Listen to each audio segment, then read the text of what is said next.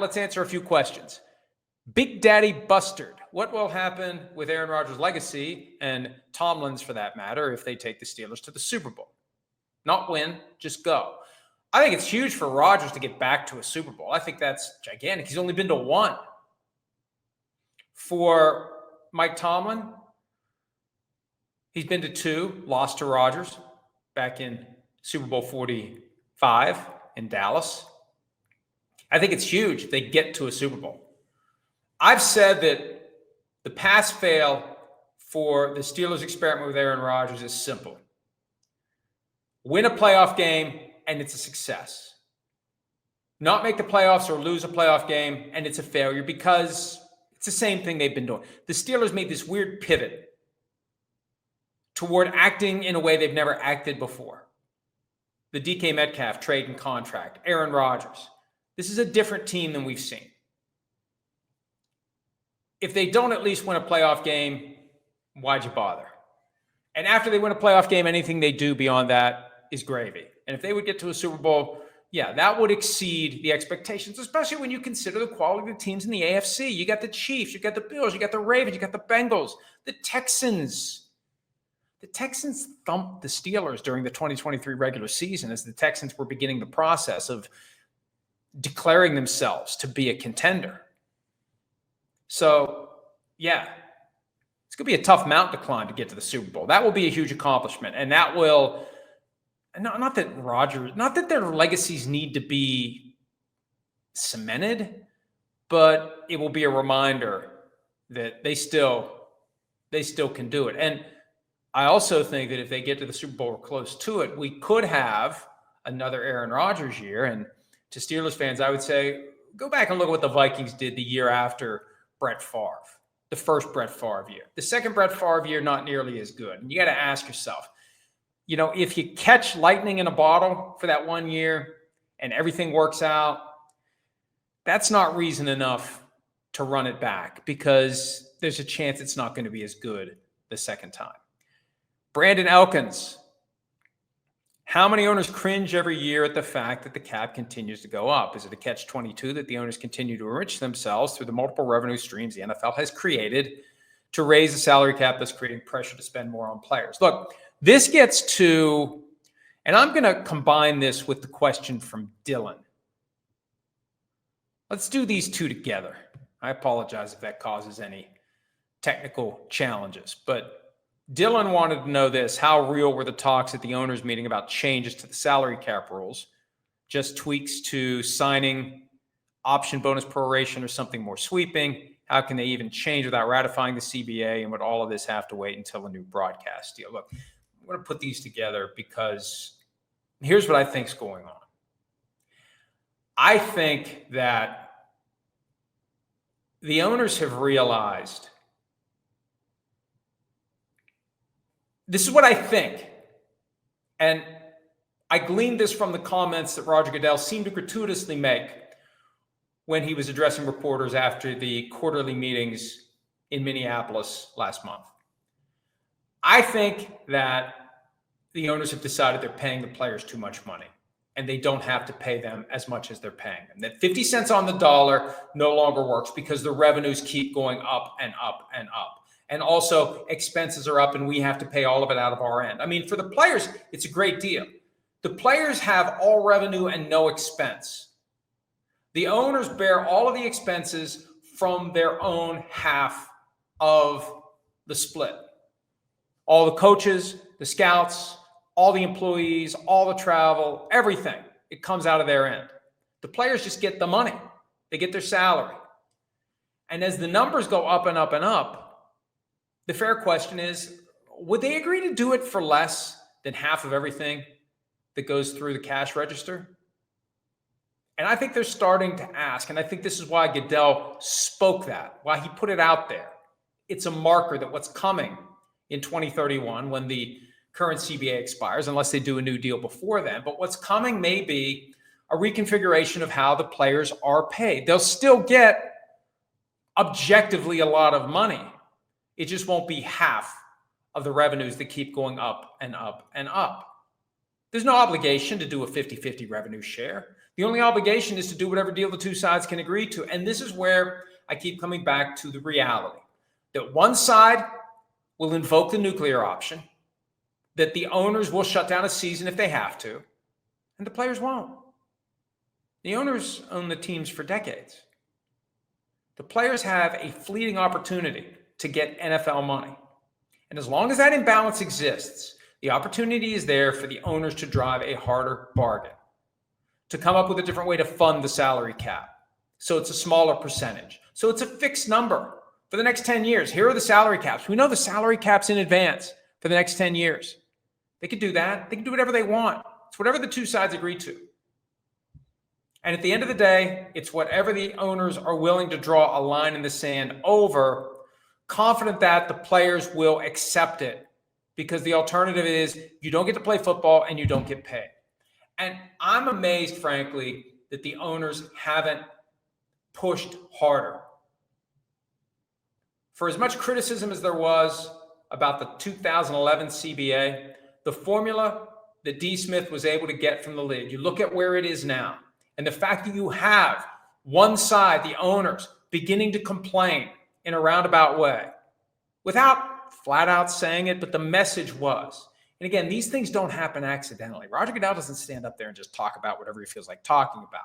There's a message in everything he says, especially when it's not in response to a question he was asked. A point he wanted to make that day was, we spent a lot of time talking about the salary cap, talking about expenses, talking about, fundamentally, I believe, whether or not they can cram a tougher deal onto the players, get the 18 games, get the 16 international games, and change the way the salary cap is calculated, change the amount of money the players get. Because what are they going to do? They're going to go on strike? Are they going to take a lockout? Are they going to miss a game check? No, no, and no.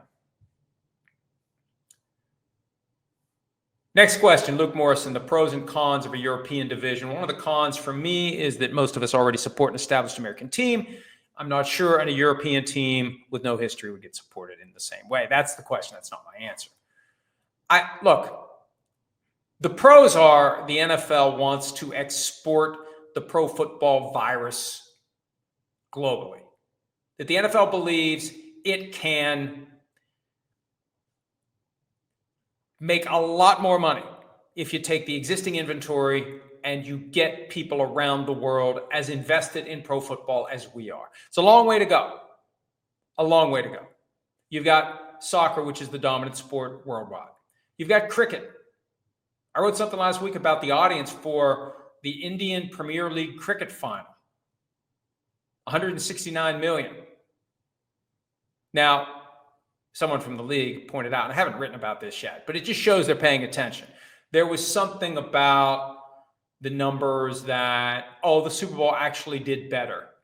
Like, okay, why do you care? Well, they know. They know where they fit, and they know where they're trying to go.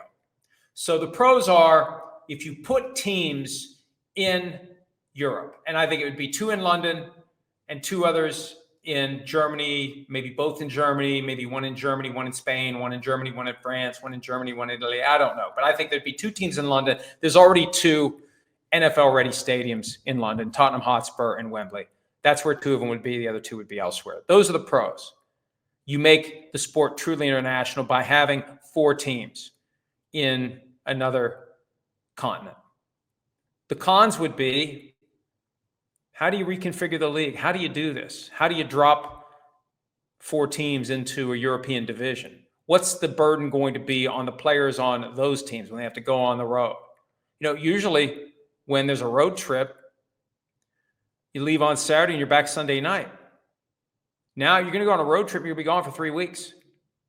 You're going to America to play multiple games before you come home. If you have a wife, if you have a family, if you have people living with you in your European city, you're going to be gone. They're going to come with you the whole time. It just introduces issues that we don't currently see with all of the teams in the United States.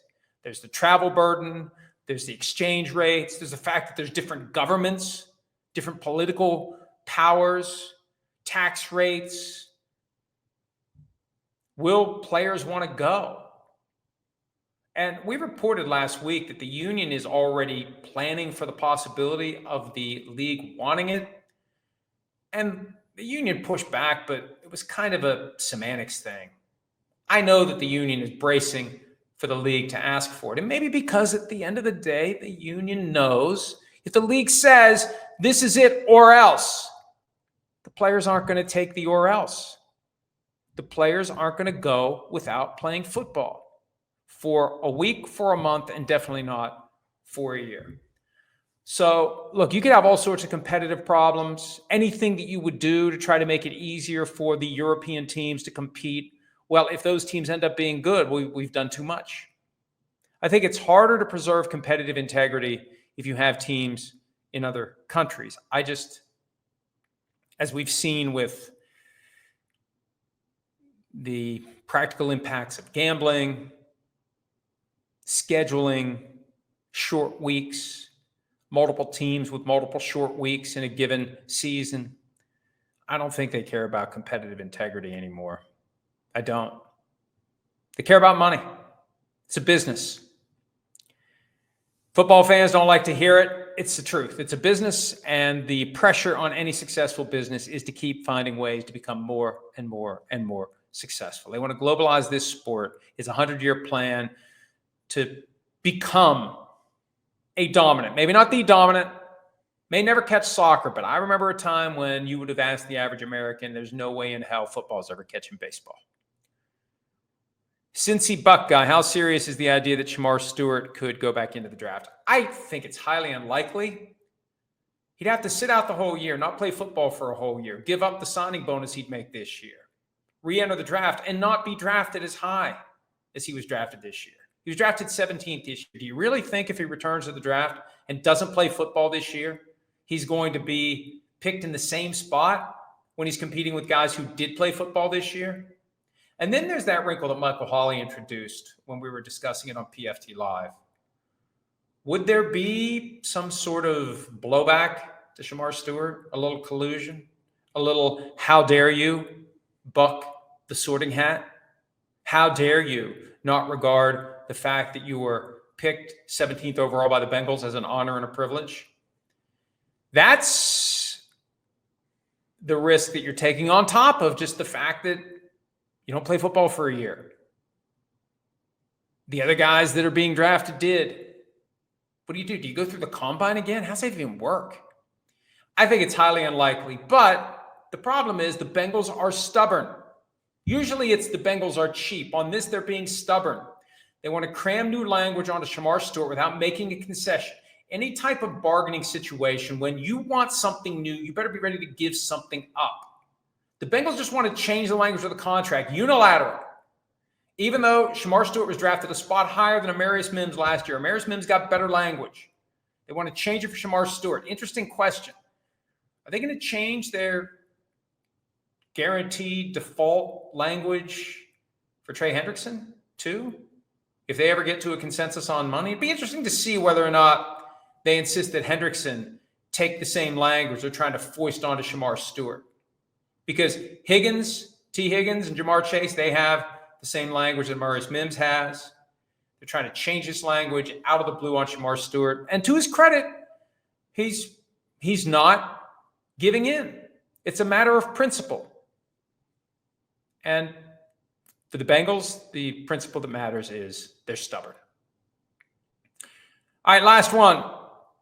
Benny Tiller, 4 edge rushers with contracts pending. Who ends up getting the most, the Bengals, or who ends up paying the most, the Bengals, the Cowboys, the Lions, or the Steelers? And, of course, that relates to Trey Hendrickson, Micah Parsons, Aiden Hutchinson, and T.J. Watt, respectively. I think that the team that will end up paying the most, my guess, and again, this is just a guess, I think it's going to be the Lions, because I think they're going to kick the can through this season and wait to see if Aiden Hutchinson becomes the guy that he once was. And if he does, they're going to have to pay him more than what the highest contract will be between Micah Parsons and T.J. Watt. And I think between Parsons and Watt, it's going to be a question of who goes second. See, both teams have blown their chance to get this deal done, because right now, if I'm Parsons, if I'm Watt, I want to see what the other guy gets, because then I know that's my target. That plus 100,000 a year. So I'm the highest paid non-quarterback in league history. But I think that, unless the Lions should move now and get Hutchinson done, but they have to be taking on the risk that this leg injury from last year is going to be a problem. But if he's fine and if he's back to being the guy, he will have bet on himself and won, because I think a year from now, he'll be the guy who's got more than any of them, because the cap keeps going up. The market keeps going up. We saw it this year. We'll see it every year. I had one last question, but I forgot to bring the show and tell. The question from Set the Narrative, trading card, show us what you got.